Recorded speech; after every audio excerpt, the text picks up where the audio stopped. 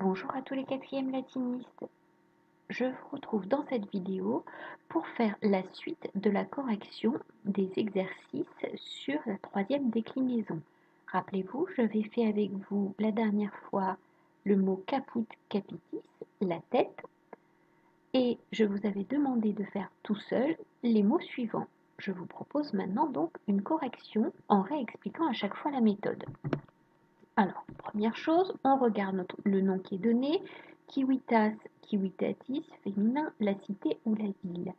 On regarde tout de suite le deuxième mot, qui est donc le génitif singulier du nom et qui se termine en IS. On sait donc que notre mot, ici, va se décliner comme un nom de la troisième déclinaison.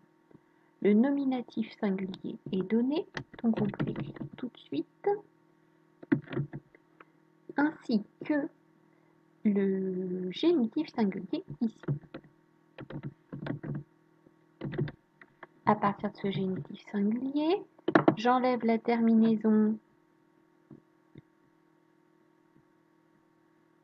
IS, qui est la terminaison caractéristique du génitif singulier, et cela me donne mon radical, que je peux ensuite écrire partout.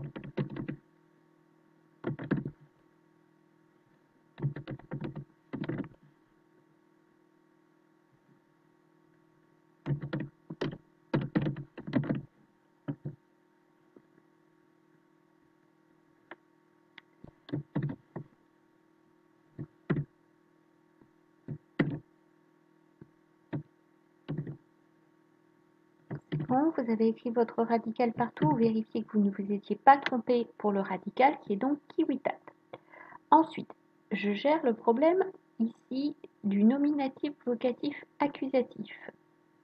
C'est-à-dire que je regarde si mon nom est neutre, ce qui était le cas par exemple ici, ou si mon nom est féminin ou masculin. S'il est féminin ou masculin, seuls le nominatif et le vocatif seront identiques. Ici c'est le cas, il est féminin.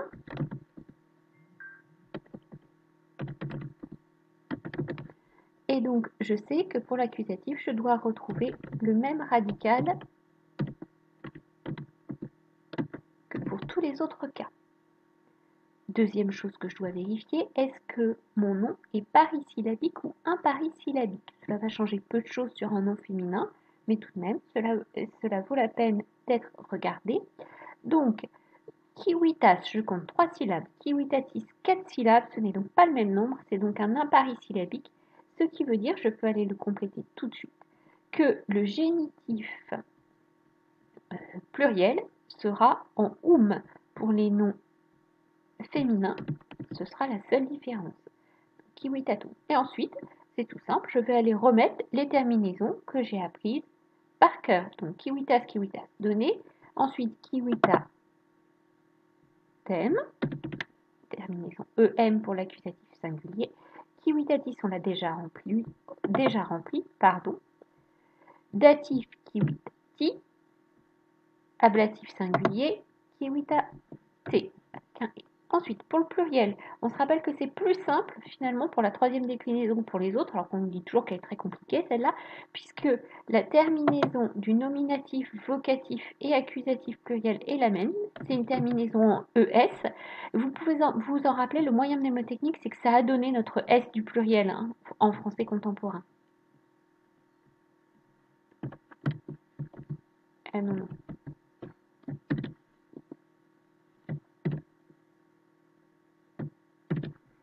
Ensuite, vous pouvez compléter le datif et l'ablatif pluriel qui ont cette terminaison bizarre et que je trouve très drôle en ibus. Ça fait donc civitatibus,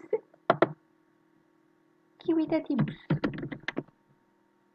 C'est bon, vous avez vérifié, vous avez tout bon. Si jamais il y a quelque chose qui vous a posé problème, ou si moi-même je me suis trompée, car je vous avoue que j'enregistre la vidéo un petit peu tard, vous pouvez bien sûr me mettre un mail. Nous passons au dernier mot de ce premier exercice. Frater, fratrice, masculin, le frère.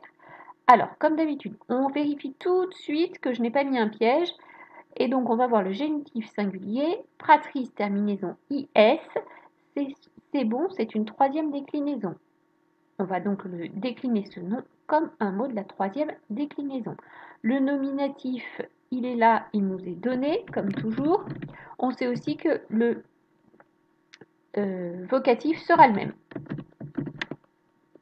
Ensuite, on peut tout de suite compléter le génitif singulier, puisqu'il est donné, c'est cadeau, fratrice.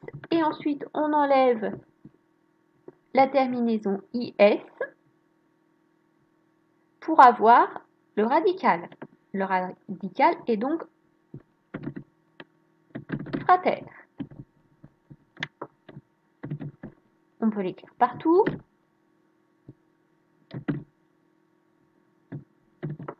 Une fois que l'on a écrit tous les radicaux, on vérifie si notre nom est un nom masculin, féminin ou neutre. Cela nous permettra de compléter notamment le radical pour l'accusatif. Frater, fratrice, masculin. Donc, il n'y a pas les trois premiers cas identiques comme si c'était un neutre. Donc, on va avoir besoin de notre radical frater. Vous savez que je me suis trompée sur tous les radicaux là? Ah, je crois pas. Désolée. J'ai fait le copier-coller pas au bon endroit, c'est ça? Alors, je corrige ça tout de suite.